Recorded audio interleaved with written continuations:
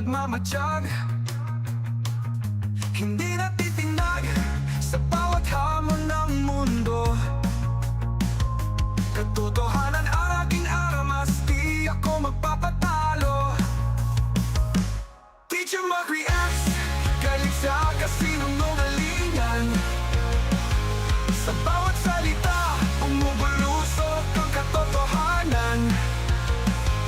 Walang palusot, walang takas sa mali. Ako'y revolusyonaryo sa harap ng mga salbahe.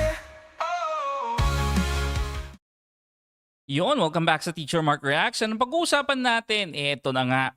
So, nung nakaraan, no, may lumabas nga na balita na ang Tingog Party List nakikialam sa DBP at PhilHealth budget. Okay? Ngayon naman, may rebuttal. Okay? Ang Tingog Party List, nagkaroon ng interview si Dr. Leachon regarding it. So, bago ang lahat, no? Gusto ko kayong batiin ng magandang gabi at kay Max Scale is Liken. Shoutout sa iyo. Maraming salamat sa subscribe. And eto, umpisa na natin. Party list, Dr. Leachon, and they're calling the accusations deeply disappointing and malicious. The accusation that, from the agreement being illegal to maybe it's a way of laundering money. They're saying that, first and foremost, the DBP will provide LGUs access to its hospital loan program, strictly adhering to its established rules and regulations.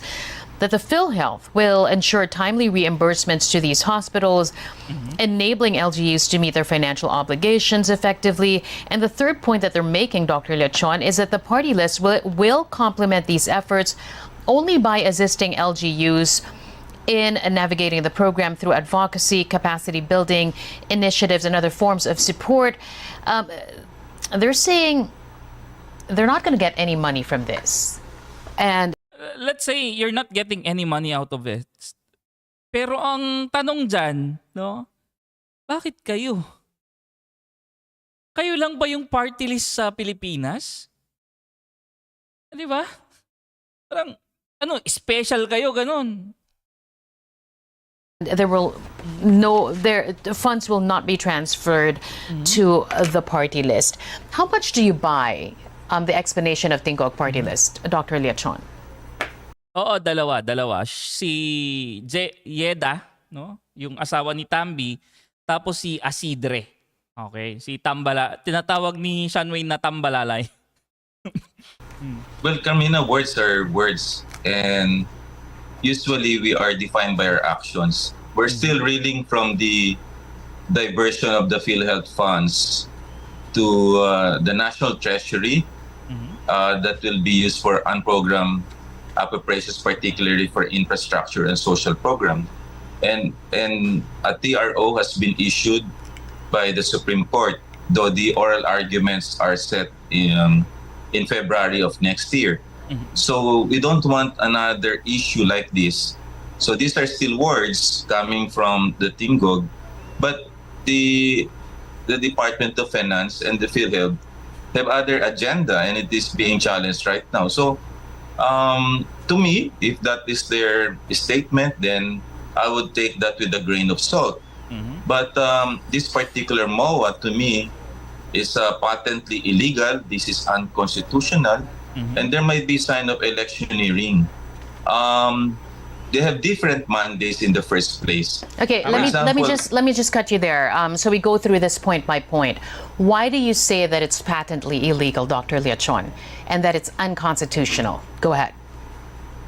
One, the legislative branch or represented, let's say, by the party list cannot meddle with the budget allocation to executive department.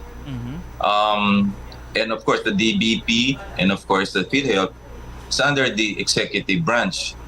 And I don't see any point while a party list, specifically one specific party, that actually can meddle with this particular undertaking. because they can just actually mandate the Department of Health in order to execute the provision of LGU facilities. Number two, it's not in the mandate of PhilHealth to provide funding for LGU facilities because that's the responsibility and job of the Department of Health. The job of PhilHealth, based on their charter, is actually twofold: to expand the benefit packages to reduce the out-pocket expenditures of patients, and to reduce the premium rate just in case there will be excess. And it is earmarked basically for universal healthcare law. So they're violating here, just in case, the universal healthcare law, that's number one, and the sin tax law. And they cannot actually do that. Based on the arguments by Justice Antonio Carpio and other petitioners, right, this may be a form of technical malversation. I'm not saying this might be, but it looks like a replica of the said, MOA. So that's what I'm trying to say right now. It's illegal, it may be unconstitutional, and it is a form of electioneering, considering the proximity of the this particular MOA to the election, which is actually in May next year. And this will roll over, I'm sure. And when you have a party list vying for a position based on their mandate, and then engagement with LGU, just connecting the dots, will mean votes. And I'm not sure about also the procurement process regarding this. And I'm sure if they will have the power also to meddle with the procurement of the LGU in terms of the facilities, because this is basically a responsibility and job of the Department of Health, Carmina. Pause muna natin bago si Carmina. Actually, I agree dun sa sinabi ni Dr. Leachon, no? That you are passing, no, yung trabaho ng DOH papunta ng PhilHealth. Tandaan natin, yung mga hospital natin, hindi na trabaho ng PhilHealth yan. Di ba? Ang trabaho nila ay magbigay ng medical assistance, no, doon sa mga tao. Hindi gumawa ng mga building, gumawa ng mga rooms for the patients. Di ba? Trabaho ng DOH yun. Tapos ngayon, iba na yung mandato ng PhilHealth. Parang, paano? Paanong nangyaring ganun? Because to the second point that I mentioned a while ago, this is coming from the statement of Tingog Party List, Dr. Leachon. It says here, PhilHealth will ensure timely reimbursements to these hospitals, enabling LGUs to meet their financial obligations effectively. I mean, do you even need this agreement for PhilHealth to fulfill its mandate? And if you need this agreement, do you need a third party like the Tingog Party List to actually make this to realize the goals of this agreement, Dr. Leachon? You don't need a third party to do that because they're an independent agency. And we've been conducting Senate hearing on the Health Committee. Right now, we had about 6 meetings already. Good evening, Mang Temyong. And the Senate is doing their job in order to address this issue. So why do you need a third party in order to, force PhilHealth to fulfill its duties? So I don't think it's needed. They're saying that the Maalagang Republika Rural Financing Health Development Program aims to address the critical gaps in healthcare services across the country. I mean, we have talked about this many times over, Dr. Leachon, and we do realize that there are these gaps. That's a fact, right? There are gaps in the healthcare services across the country. But they're saying this whole program is supposed to address that. And they even went on to say it is unfortunate that instead of supporting this initiative to uplift our healthcare system, some have chosen to politicize and misrepresent its goals. Politicize how? Hindi nga tumatakbo si Dr. Leachon. Si Cielo Magno is not even running for a position. How can you say na pinopoliticize yan? Okay. Your thoughts on that, Dr. Leachon? Well, In the first place, I'm not a politician. Diba? I'm a health reform advocate. And I don't think a third party will be needed because you have already the Universal Healthcare Law signed in February of 2019. So therefore, it is incumbent upon the Department of Health leadership and the PhilHealth leadership to fulfill the Universal Healthcare Law. 5 years have lapsed, and yet we have not even seen any improvement in the Universal Healthcare Law. So why do you need a third party to address this when you have actually a Secretary of Health and the PhilHealth President to fulfill the obligations mandated by law? Are we going to reinvent another law or perhaps another organization that would actually be used in different ways? I'm not saying, but the DBP and the land bank can be induced into the Maharli. A lot of people have raised hell regarding this.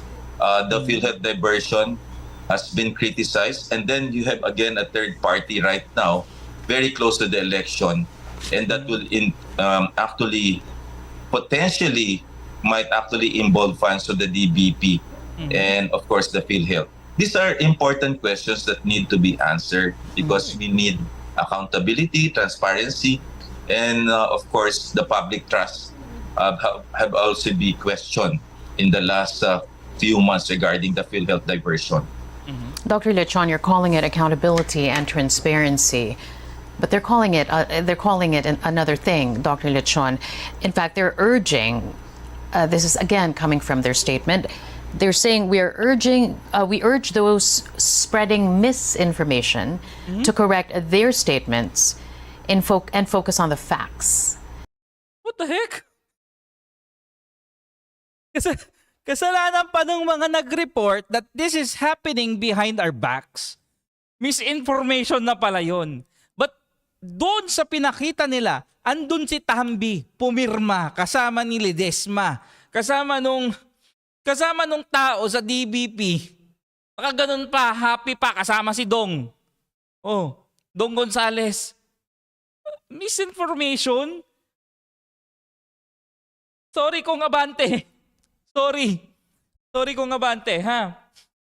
It goes on to say that in the interest of transparency and public service, they remain open to dialogue to clarify any questions about the program's objectives and intended outcomes. Before we got you on air, I understand that you have been, or at least they have been trying to reach you. Did you get to talk to the representatives of Tingog party list, Dr. Leachon? Yeah, there have been feelers right now that they would like to talk to me. And This is ANC 24/7. No? Ito ba? ANC 24/7 tapos i-search mo lang yung Dr. Leachon. I'm always open to discussions regarding this. My role as a health reform advocate is to enlighten the public regarding this particular incident that may be a replica of the PhilHealth diversion. I'm here to alert people and to enlighten people. And if they have something to say, I'm very open regarding this. But, I'm not trying to misinform or create disinformation because this is basically based on news report.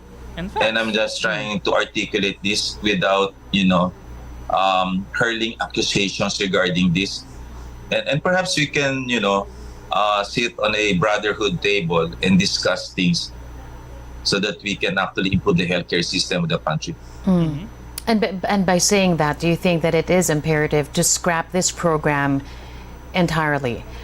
Because there's also this concern that it just may have violated the constitutional doctrine on non-partisanship in government by having not just a third party, mind you, but an actual party list being part of this program. Dr. For me, they need to scrap it. Kasi nga, there is abuse of power na doon. No? They're overreaching their power already. Hindi naman trabaho ng party list natin yan. Okay? They are there to represent yung mga hindi na irerepresenta ng maayos sa ating Kongreso.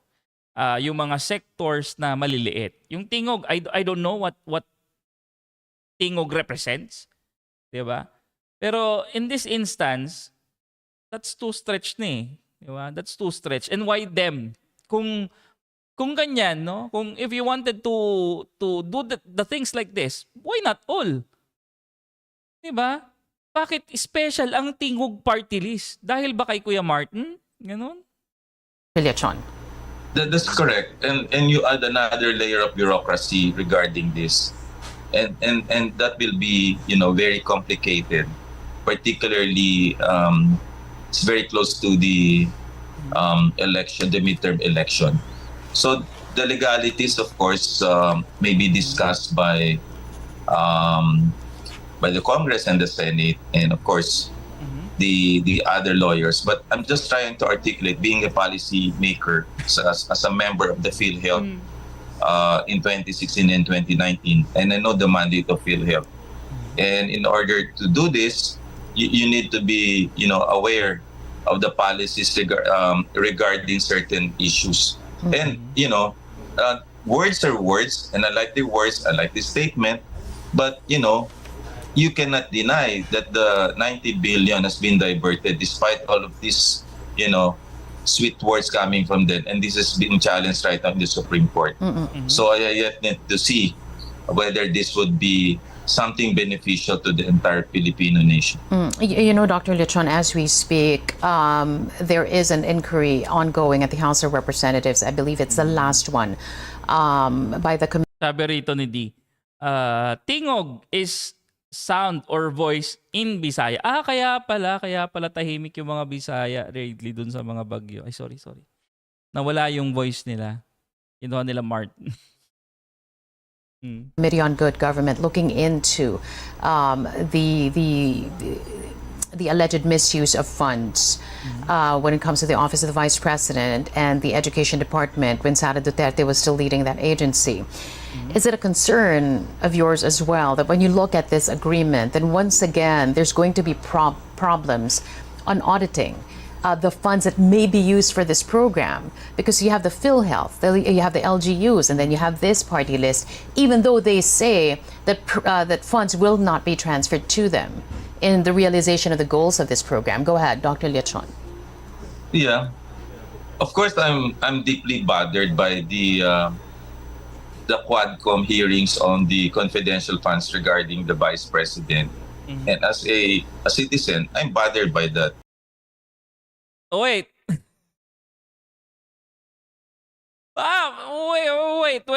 Wait. Paano tayo napadpad sa issue ng PhilHealth, ng DBP, at ng Tingog? Napadpad tayo sa Confi Fund ng Office of the Vice President. Paki-explain nga, anong kinalaman nun? Dun sa Confi Fund. And therefore, the Office of the Vice President should be held accountable if proven to be, guilty. Number one. Number two, this is a bigger issue. The PhilHealth is 90 billion, and this one might actually be a potential problem. Carmina, ang problema lagi pag kami nangyayari, what went wrong As a physician right now, I'm trying to be visionary. What will go wrong? Yun ang dapat nating isipin. So that, problems like the 90 billion diversion. Ang ganda na kasi ng discussion lagi sa... Well, in fairness, binalik ni Dr. Tony doon sa main topic. No? In fairness. Binalik niya doon sa 90 billion ng PhilHealth. Okay? Magaling. Hindi siya nagpasway kay Carmina doon sa pagtatakel nung budget, nung confit fund sa Office of the Vice President. Sa Quadcom on several items, you have the POGO, you have the OBP confidential funds. Pero wala man lang na-discuss, Carmina, about the 90 billion. And this one, kung hindi natin i-discuss, baka na Sunog si Carmina doon, gagi. Sunog si Carmina doon. naman magkaroon ng problema. I mean, I'm trying to say, let's be transparent. Right is right, wrong is wrong. No Mali matter yung the sa OBP. administration and no matter the official, hindi ba? Yeah, no matter, regardless of political affiliation, whether BBM o Duterte, kung mali, mali, tama, tama. Kasi ganun lang yun eh. Wala tayong kinikilingan dito. Ang kinikilingan natin, yung tama lang. Because the ultimate stakeholder is the Filipino citizen. Yun lang naman ang sa akin. Kaya kasi, in this particular complexity of the discussion, nawawala sa eksena yung tunay na mas malalaking issues eh. I'm not saying, I'm not trying to mitigate the problems of the OBP, confidential funds, the POGO and ALIGO. Pero at the end of the day, sabi nga ni President BBM, ano ang mahihita natin as an ordinary Filipino citizen? Totoo naman. Ngayon, ang mahalaga sa ating lahat ay yung kalusugan. That's the primary focus natin. That's the centrality of focus. Education, generation of job, economy. And all of these things, hindi natin kailangan. Kaya ang tanong ko, what will go wrong with this MOA? Yun ang dapat nating isipin. Does it concern you as well, Dr. Leachon, that, with the perfection of this agreement, then once again, you see the politicization of healthcare here in this country? Yeah. Healthcare or health highly politicized eh. Siya ang laging ginagamit. If you remember the cards used by a former president 20 years ago, nagamit din yan. Laging dinadanggal ang health. For every political campaign, lagi na lang may medical missions, no? At the mercy. Samantalang naman, ang laki-laki ng pondo ng PhilHealth, 600 to 700 billion. And yet we are going to beg pa. Ang kailangan lang natin is spend and replenish that because meron kang Congress allocation yan eh. May syntax law na nagpo-provide ng funds, may contributions tayo. Why do we have to beg for our health? Bakit pa natin kailangan ng mga mowang to? We can just even expand the outpatient package. Wala tayong HMO for PhilHealth, Carmina. Wala tayong emergency package. Magagamit lang natin ang PhilHealth natin kung magkakasakit tayo. And yet, there are plenty of funds. And tinitreat nila as a savings account. It has to be replenished naman every year. So, ang nangyayari, nagbabalon ngayon ang ating mga sakit na mas expensive when we can actually prevent that. So that's the point I'm saying, Carbina. We're not thinking about health per se, which is the most important thing for every Filipino right now.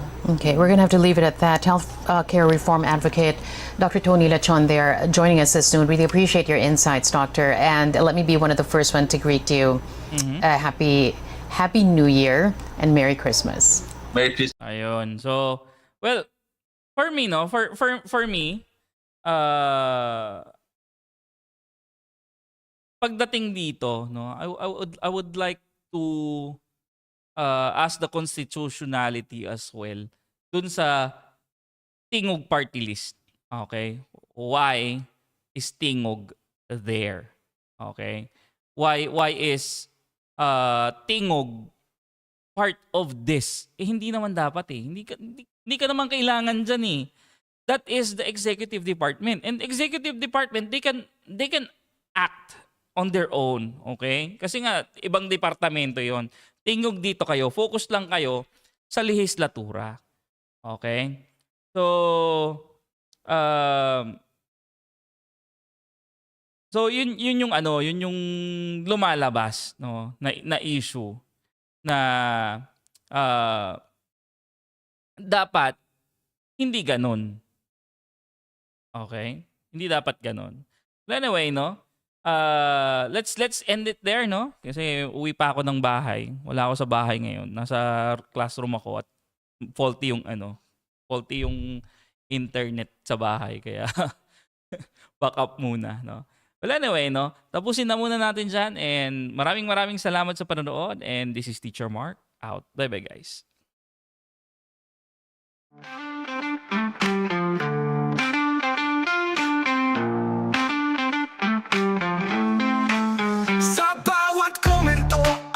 boses ko'y matatag, katotohanan ang gabay sa harap ng mga malalakid. Walang kinikilingan, tapat sa bawat salita.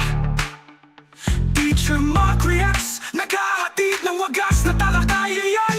Walang bahid, walang bias, ang katotohanan ay aking armas. Sa bawat issue, ako'y laging nandyan.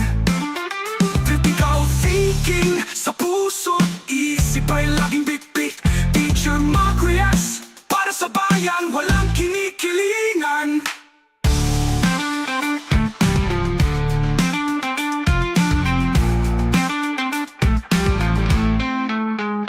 Bawat reaksyon may tapang at alap.